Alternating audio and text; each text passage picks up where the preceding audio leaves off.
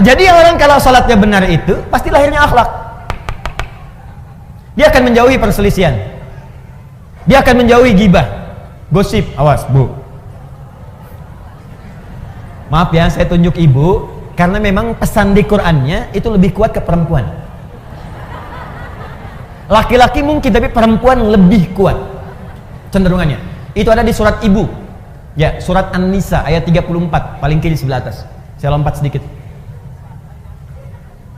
Quran surah keempat, surat ibu-ibu ayat 34, paling kiri sebelah atas. Ar-rijalu qawwamuna 'alan nisa bima faddalallahu ba'dahum 'ala ba'din wa bima anfaqu min amwalihim. Ada ayatnya? Oke, sekarang lihat pertengahan ayatnya.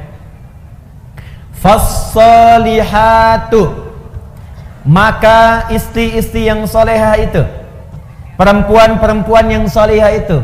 Siapa yang ingin jadi perempuan salehah boleh angkat tangan. Baik, sekarang turunkan tangannya. Saya tidak butuh tangannya, tapi yang saya butuhkan adalah kesesuaian dengan ciri ayatnya. Ibu ngangkat sampai ke lantai 2, sampai ke kubah. Kalau nggak sesuai dengan ciri ayat ini, maka tidak akan pernah selaras dengan apa yang Allah inginkan. Nah, sekarang lihat. Fas-salihatu, ciri istri salihah itu kata Allah yang utamanya ada 2. Satu, qanitatun. Qanita, jamaknya qanitat. Ibu qanita, apa artinya? Qanitat itu artinya orang yang taat kepada Allah. Kalau dalam konteks istri, orang yang taat kepada Allah dengan cara menaati suaminya pada yang baik-baik menurut Allah. Itu cara memahaminya.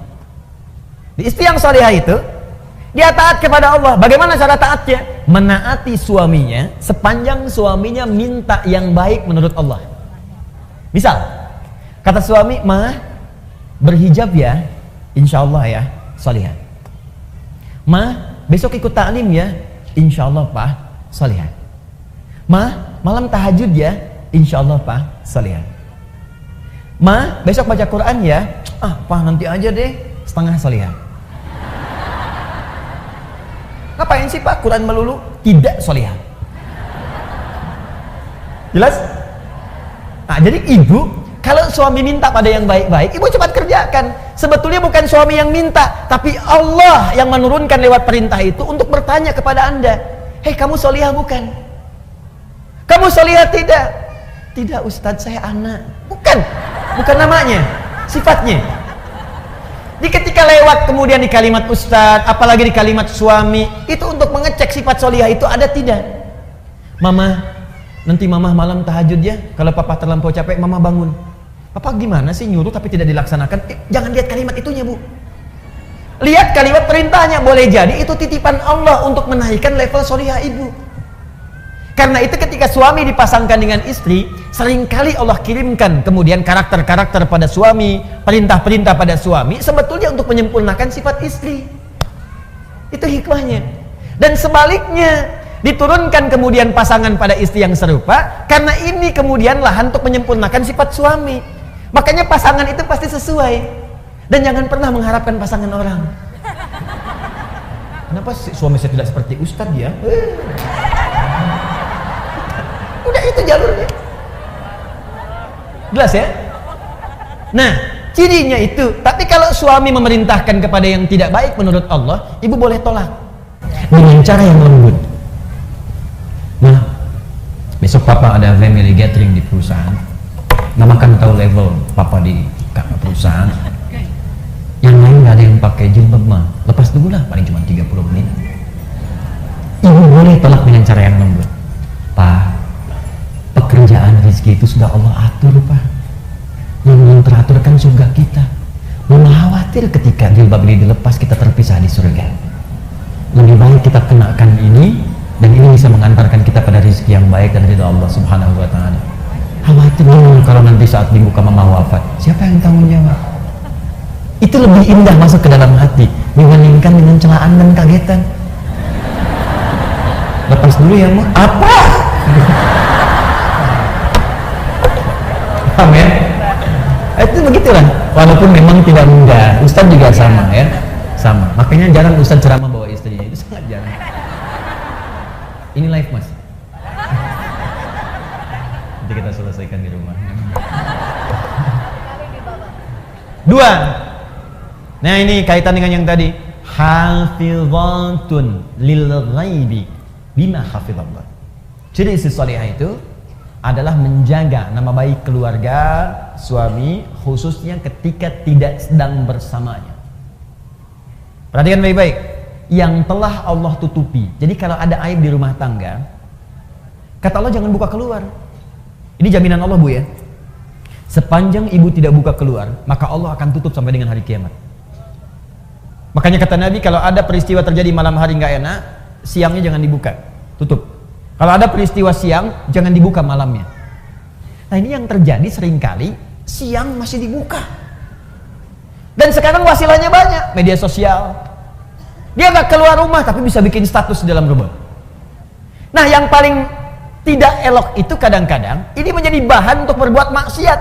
Padahal dia sholat, tapi masih dikerjakan. Yang digosipkan bukan urusan luar, yang dibawa keluar justru masalah di dalam rumah. Judulnya memang pengajian, datang Ustadz belum tiba, ketemu kawan, saling bersalaman, apa kabar? Iya sayang, kemana aja? Alhamdulillah sehat. Gimana kabarnya? Baik. Keluarga gimana? Sehat. Suami gimana? Di situ masalahnya.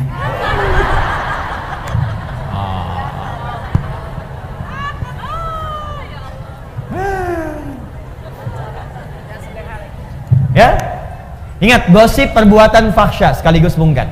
Berselisih mungkar, mencela mungkar, menghina mungkar pada yang bukan tempatnya, karena ada nanti perbuatan yang harus dicela.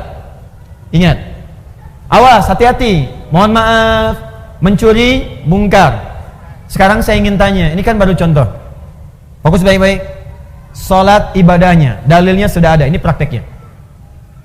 Dalilnya ini, petunjuknya ini, hikmahnya ini, puncaknya akhlak.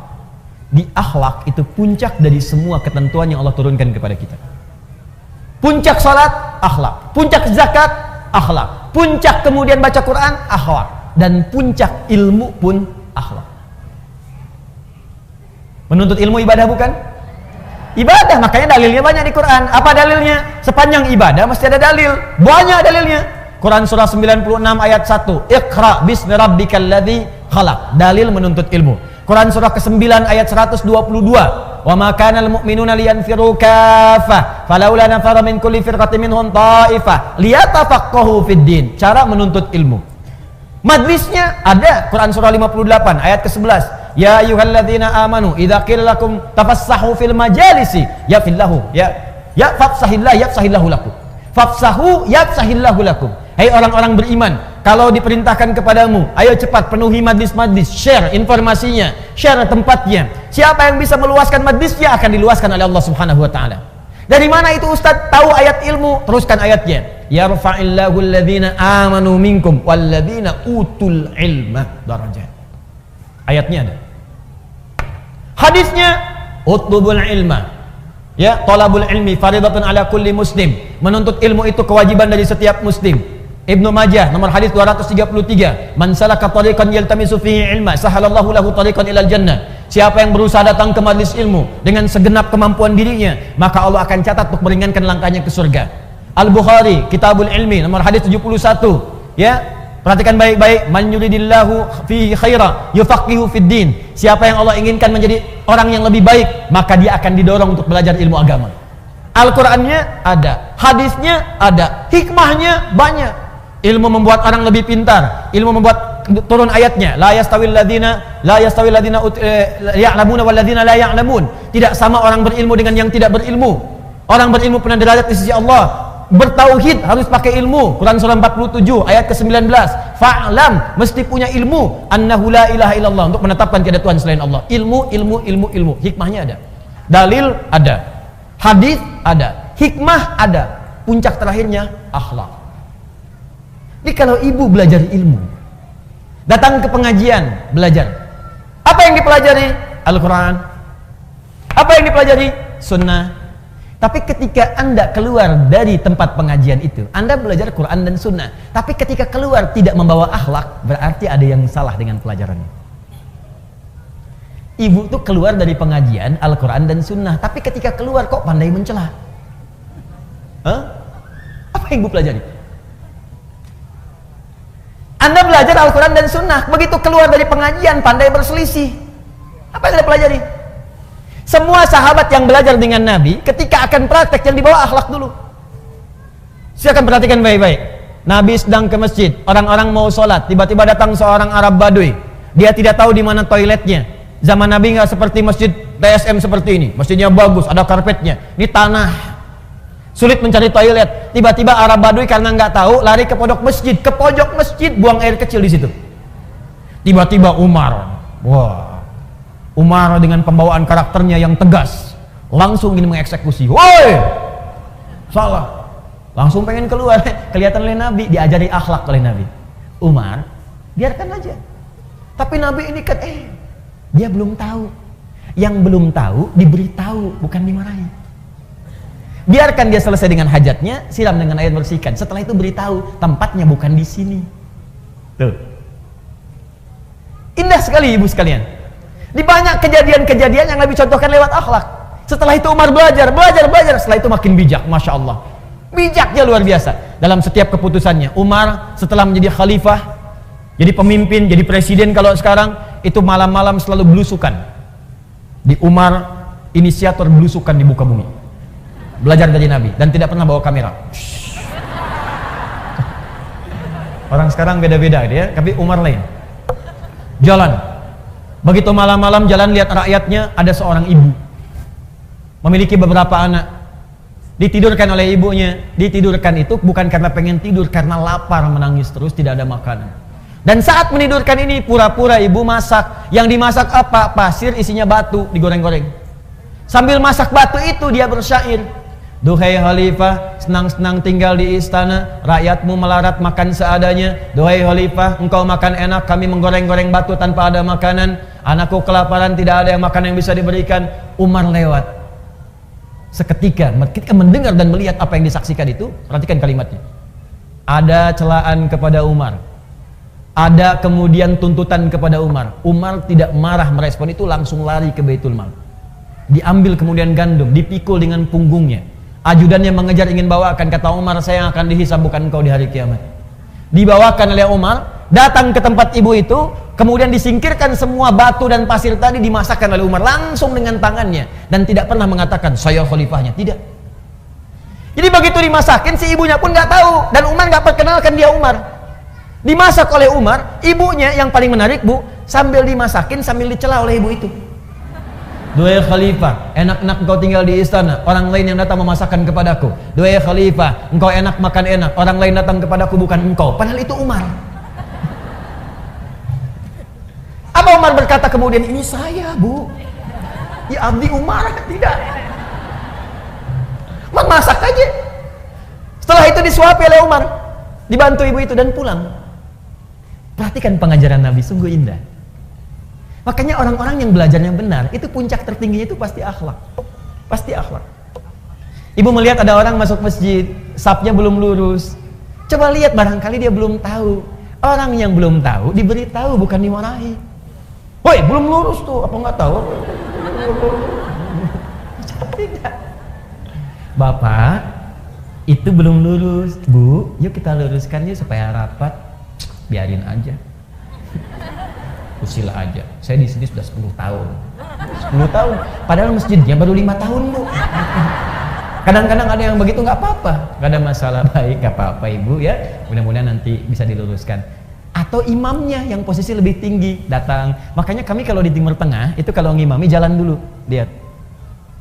Ya, jadi nggak langsung di belakang ini, di depan nengok ke belakang. Ya, dan bahasa imam tuh boleh pakai bahasa lokal, nggak harus pakai bahasa Arab. Ya, contoh itu bahasa, ada bahasa yang harus Arab sepenuhnya seperti azan, sholat harus bahasa Arab. Tapi ada bahasa yang boleh pakai makna dengan bahasa lokal. Seperti imam mengarahkan makmumnya. Ibu sekalian tolong rapatkan, luruskan safnya. Bahasa Arabnya istau, istaqimu. Coba ibu paham mana? Yang pertama, yang kedua? Sama kan? Baik. Jadi nggak harus pakai bahasa Arab. Istau, sudah tahu. Tidak. Luruskan, rapatkan. Nah, kadang-kadang ada yang belum paham, maka bergeser, lihat. Bu, ini belum lurus. Belum rapat, nggak apa-apa kok Pak, di sini aja enak. Ah, kalau ibu nggak pengen rapat, gampang caranya, jadi imam. Imam tuh nggak harus rapatkan kanan kiri, sendirian aja depan. Oh ya nggak apa-apa nih kalau gitu saya rapatkan, enak. Pertanyaan saya, kenapa sekarang banyak orang belajar, kok tiba-tiba jadi kasar gitu? Yang paling aneh itu begini, belajar Islam, tapi kok jadi berselisih? Kenapa? Pulang ke rumah berselisih dengan suami, pulang ke rumah berselisih dengan tetangga. Anda tuh belajar apa? Nabi itu datang ke Madinah mempersatukan. Kenapa Anda belajar kemudian memecahkan diri? Coba cek, silahkan baca sejarah. Nabi di Mekah menyatukan, datang ke Madinah mempersaudarakan Aus dengan Khazraj. Ini Anda belajar, tiba-tiba pulang jadi memecah. Pasti ada yang salah. Akhlaknya kemana? Apa penyebab seseorang ketika belajar ilmu tidak melahirkan akhlak? Apa penyebabnya? Itu inti materi kita yang tadi mukaddimah.